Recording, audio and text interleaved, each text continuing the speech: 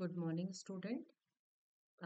ये क्लास में एसईसी के जो हमारे स्किल एनहांसमेंट कोर्स में कम्युनिकेशन एवरीडे लाइफ जो है उसके बारे में मैंने ये एक छोटा सा लेक्चर प्रिपेयर किया है, जिसमें मैंने क्लासरूम में भी आपको टॉपिक दिया था द 7 C's ऑफ कम्युनिकेशन।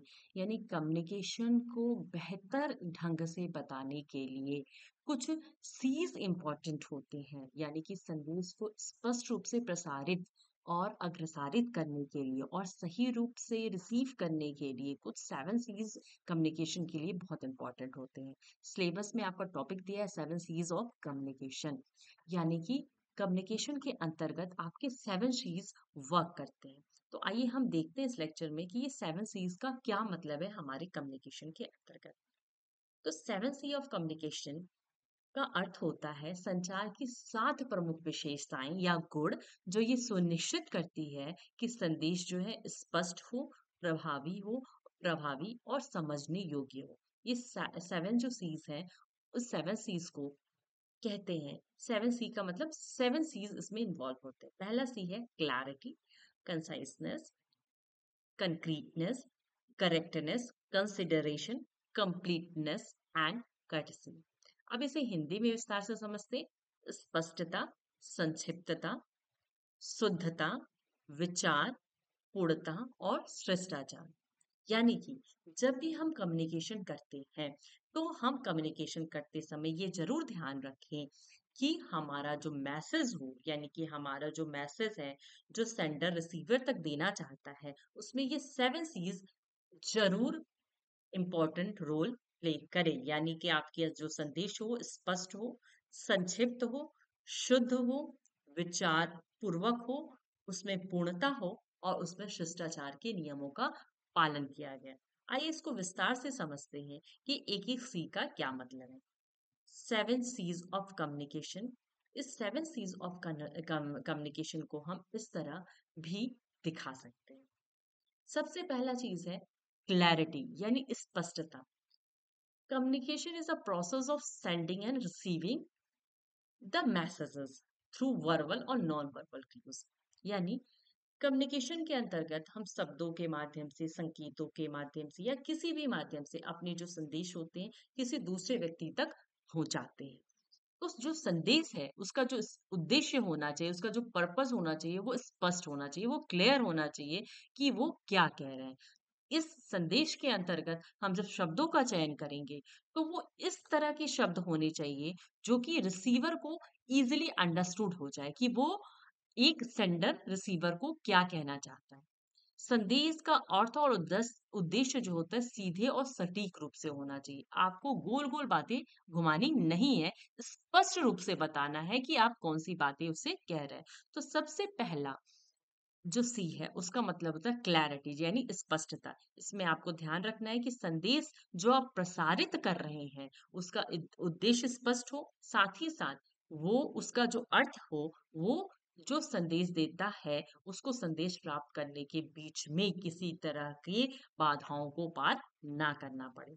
दूसरा को हम इंग्लिश में कंसाइसनेस या हिंदी में संक्षिप्तता कहते हैं, ये होना चाहिए। फॉर एग्जाम्पल हम देखते हैं कि व्हाट्सएप पे जब मैसेज आ जाते हैं और लगभग 1 डेढ़ पेज का मैसेज आता है, कहीं उसको पढ़ना छोड़ देते हैं। क्यों छोड़ देते हैं?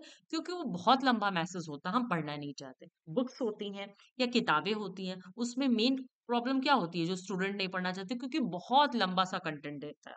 पीपीटी के थ्रू हम प्रेजेंटेशन में बच्चे की बात स्पष्ट करें, क्योंकि जो आप कहना चाहते हैं बहुत छोटे शब्द में संक्षिप्त रूप से कहते हैं। यानी आपका जो संदेश होना है, आपको जो मेन कंटेंट है उसको कहना है।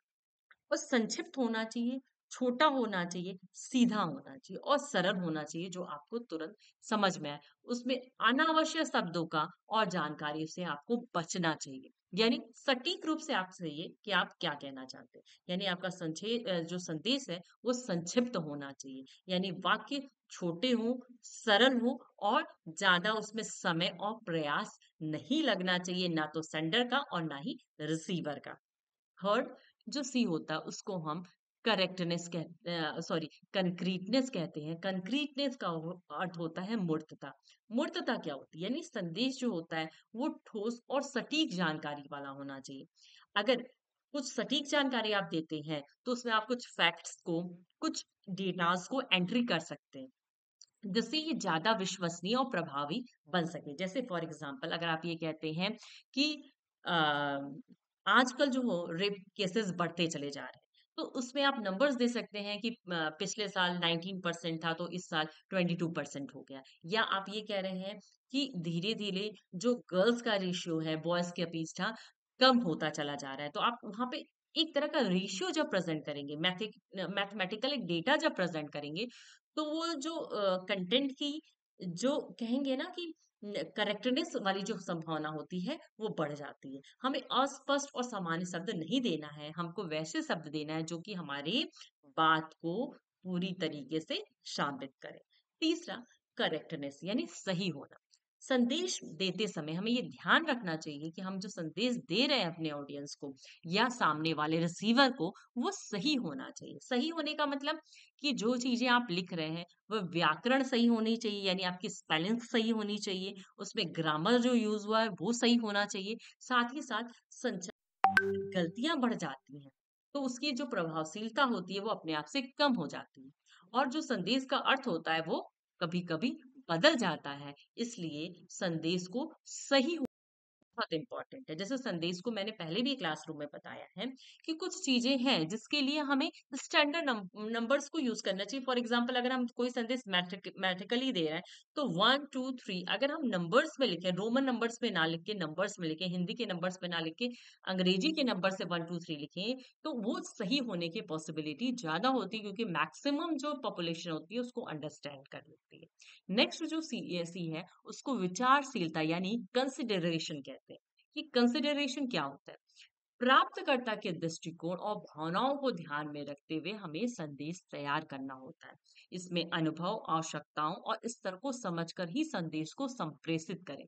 इससे प्राप्तकर्ता के प्रति सम्मान और सहानुभूतिपूर्ण प्रदर्शित होता है। कहने का मतलब है कि जो संदेश आप दे रहे हैं, ये ध्यान में रखिए, जो प्राप्त करता है उस संदेश पे जो संदेश रिसीवर है यानी कि जो प्राप्त कर रहा है उसके बारे में आप विचार करें कि वो किस स्तर के संदेश को समझ सकता है और उसकी आवश्यकता क्या है। जैसे फॉर एग्जांपल अभी आपका मिड टेस्ट होने वाला है, एग्जाम होने वाला है, तो हम वहां पर सीधी सच्ची जानकारी दें। ऐसा ना हो कि आपके मन में डर बैठ जाए कि हाँ 15 दिन के अंदर आपका होने वाला है, तो हम बिना विचार किए आपको अगर इस तरह का संदेश देते हैं तो आपके अंदर में एक तरह का डर कायम हो जाएगा, और हो सकता है कि मे बी वो जो संदेश हो वो गलत हो। 15 सितंबर लास्ट डेट है, 15 सितंबर तक आपका टेस्ट हो जाएगा, तो इस तरह क्या होगा कि हम विचार नहीं किए, हम आपको सूचनाओं को दे दिए, तो इससे क्या होगा कि आप अंदर से सहम जाएंगे। नहीं, तो हमें संदेश देते समय